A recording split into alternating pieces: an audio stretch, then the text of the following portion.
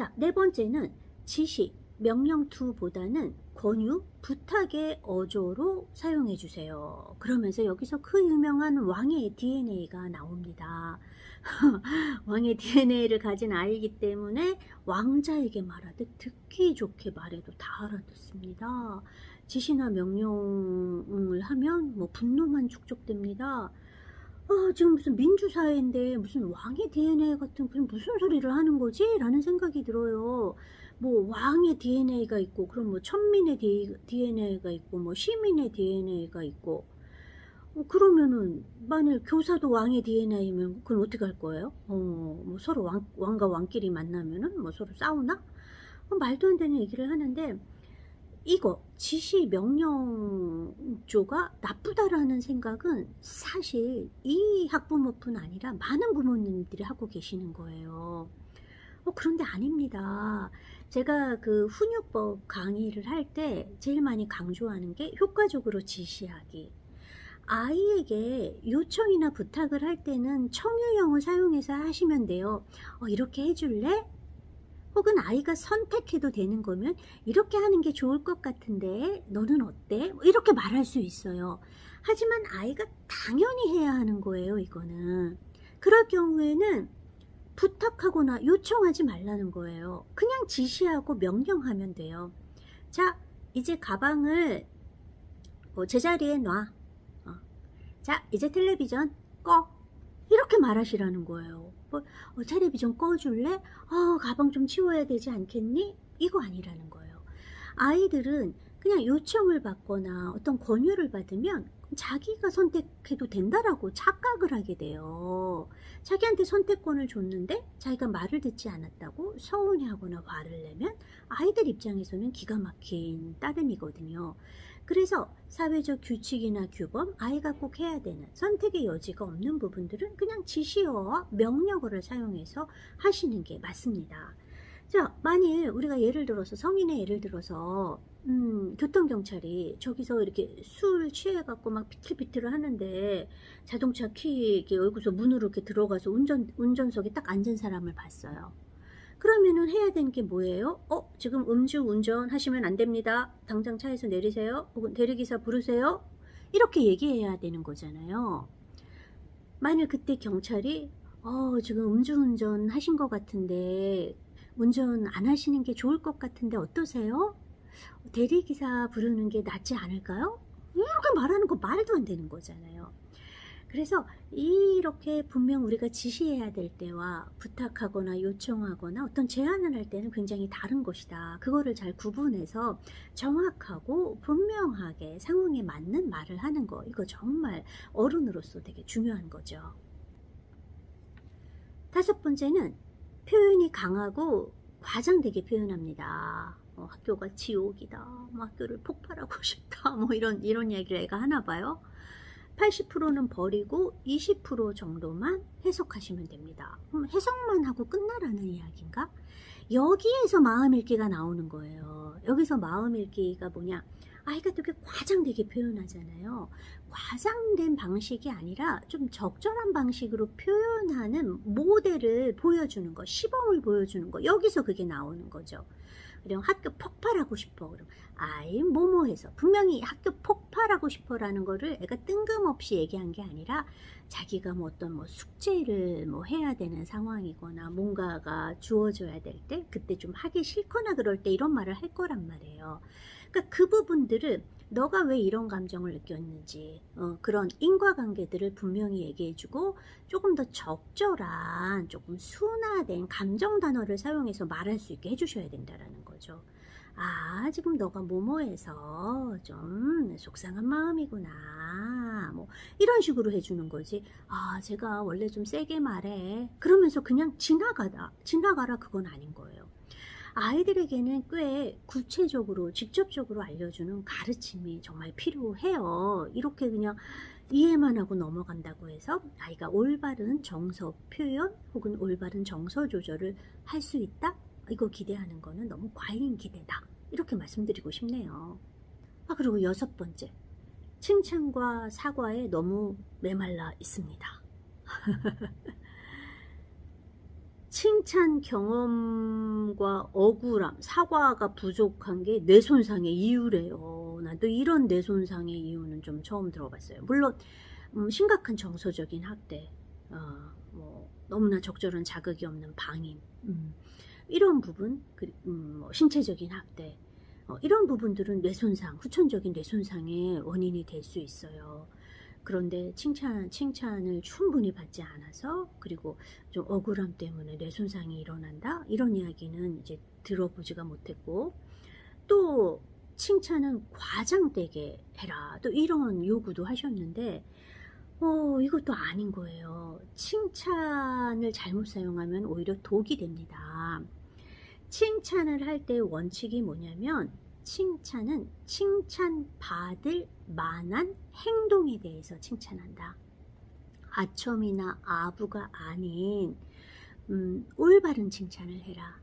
구체적으로, 그러니까 너가 무엇 때문에 칭찬을 받는지 구체적으로 알 수 있게 적절하게 해줘라. 이게 칭찬을 해야, 칭찬의 요령이라고 할 수 있어요.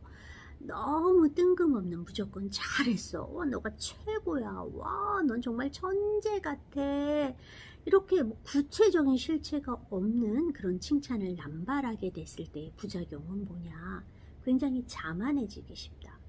또 반대로 저런 칭찬은 별로 의미가 없어 라고 생각해서 칭찬을 받아도 뭐 자존감이 올라간다거나 그러지는 않고, 그냥 오히려 더 자존감이 낮아지는 그런 일도 발생할 수 있습니다. 자, 7번째. 이분이 7개가 아니라 9개를 하셨네요. 7번째는 회화에는 강점이고 수학에는 취약합니다. 그러니까 뇌세포가 활성화될 때까지 쓰기와 수학 등 학습을 강요하는 거는 자제 부탁드립니다. 이런 이야기를 했어요. 뇌세포가 활성화될 때까지 강요하지 말아라. 아이가 미숙하고 잘 못하는 거를 막 강제적으로 교육시키는 거는 잘못된 거죠. 그러면 더 혐오감이 들어서 더 하지 않으려고 할 테니까. 하지만 아이가 미숙한 영역에 대해서 일체 자극을 주지 않아야 된다? 그 얘기는 아니라는 거예요. 강압과 강요는 아니지만 우리는 이 뇌세포가 그냥 아이가 그냥 아무런 자극을 받지 않고 그냥 나이만 든다 그래서 이 뇌세포의 뭐 뇌기능이 활성화되는 거 결코 아니에요. 우리가 뇌에는요 민감기라는 게 있어요. 언어가 발달할 수 있는 어떤 민감기, 뭐 신체 운동이 더 많이 발달할 수 있는 민감기, 그 민감기에 충분한 자극이 주어지지 않으면 그냥 끝나요. 왜냐면 뇌는 너무나 비싼 기관이기 때문에 계속 스탠바이 하고 있지 않다라는 거예요. 그래서 이렇게 아이의 뇌세포가 활성화될 때까지만 기다리고 손 놓고 있는다? 그러면은 그냥 그 뇌세포는 그냥 오히려 더 쪼그라들 수밖에 없다라는 거죠. 톡톡톡 계속 자극을 줘야 돼요. 아이 수준에 맞는, 수준보다 약간 높은 자극을 줘서 조금 더 해보라고 격려하고, 아이의 인지 기능이나 뭐 발달 특성을 고려한 교수법을 사용해서 계속 톡톡 자극을 줘야 되는 거죠. 뇌는 자극을 주어야지만 발달합니다. 자극을 주지 않으면 발달하지 않아요. 손 놓고 내가 활성화 언제가 될까 이렇게 기다리는 것만큼 참 잘못된 것도 없죠. 8번째로는 어떤 이야기를 하셨냐. 인사를 두 손 모으고 고개 숙여 인사를 하도록 강요하지 않도록 합니다. 고개 숙이는 대신 멋있게 손 흔들기, 뭐 이런 다른 방법을 사용합니다. 인사를 잘해야 된다라는 부담에 가두시면 자존감이 심하게 훼손됩니다. 인사를 어려워하는 아이들이 분명히 있어요. 수줍음이 지나치게 많거나 사회 불안이 높아서 다른 사람의 시선이나 평가를 의식하게 되면 그러면은 굳어가지고 긴장을 못해요. 이런 아이에게 너무 막 인사해야지, 너무 인사도 못해 이렇게 얘기하는 건 별로 좋지 않아요. 하지만 그런 아이일지라도 우리가 앞으로 지향하는 부분은 뭐냐, 사회적 관습과 통념에 맞게 행동하는 거를 가리키는 거. 단계별로 가리키는 거. 아직은 인사하는 게 조금 어색하지만 그래도 이 아이가 우리 사회에서 통용되는 방식으로 인사할 수 있도록 내가 그래도 서서히 지도할 거야. 이런 마음은 꼭 가지셔야 된다는 거죠. 우리 사회에서는 고개를 숙이고 안녕하세요 라고 인사하는 게 그게 우리가 사회적으로 가장 통용되는 인사법이라고 할 수 있어요.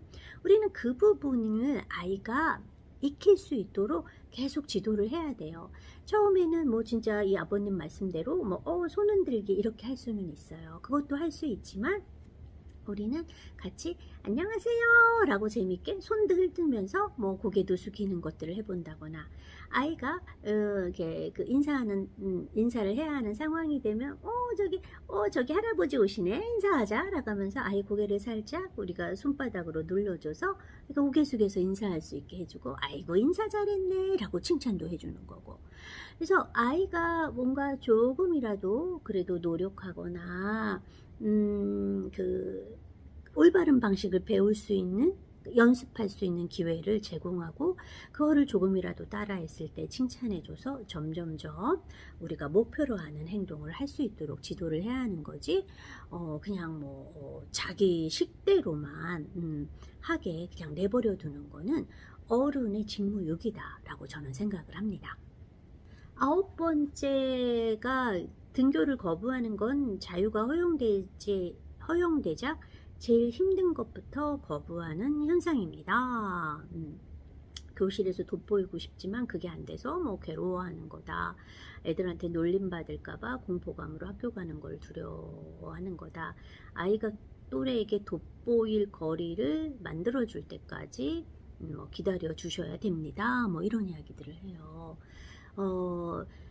이 부모님이 어떤 등교 거부라는 거를 굉장히 남 탓으로만 돌리고 있다라는 생각이 조금 들어요. 등교 거부는 학교 부적응의 대표적인 거고 이 아이가 학교에 적응하지 못하게 되는 이유가 도대체 무엇일까에 대해서 조금 더 다각적으로 살펴보셔야 될 필요가 있다라는 거죠. 혹시 인지 기능이 많이 부진해서 그래서 학교에서 이해하는 게 되게 힘들고 그렇기 때문에 학교 가는 게 싫은 것인지 아니면 이런 자기조절력의 문제나 사회성 기술의 부족 때문에 아이가 또래 관계에서 적절히 대처하지 못해서 그런 것인지 혹은 너무 자기 위주의 어떤 생활만 해왔기 때문에 이렇게 집단 생활을 하는 것들이 어려워서 그런 건지 여러 가지 부분들의 문제가 있을 수 있어요. 그런데 이거를 단지 얘가 또래 관계에서 돋보이지 못해가지고 그래서 그런 것이다 라고 얘기를 한다라는 거는 이 아이의 자신의 자녀의 전체적인 어떤 문제들에 대한 통합된 견해가 없었다. 인식이 부족했다 이렇게밖에 볼 수가 없는 거죠. 자, 그래서 더 할 말은 많지만 제가 간단히가 아니네요. 시간이 꽤 됐으니까 왜 이게 잘못되었는지 한번 따져보는 그런 시간 가져보았습니다. 우리는 다른 사람의 잘못에서 교훈을 얻을 수 있어요. 이 부분의 잘못을 통해서 우리는 부모로서 혹은 내가 자녀에 대해서 갖고 있는 생각 그리고 학교에게 담임 선생님에게 요청하는 부분에 있어서 어떤 부분들이 좀 올바르지 못했는지 어떤 부분들을 조금 고쳐야 하고 다시 생각해 봐야 하는지 그런 부분들에 대해서 이해할 수 있는 그런 시간이 된다면 우리가 왕의 DNA 비웃는 것에서 끝나지 않고 뭔가를 배워가는 씁쓸하지만 좋은 교훈을 얻는 그런 시간이 될 것 같기도 하네요. 네, 오늘도 잘 들어주셔서 감사합니다.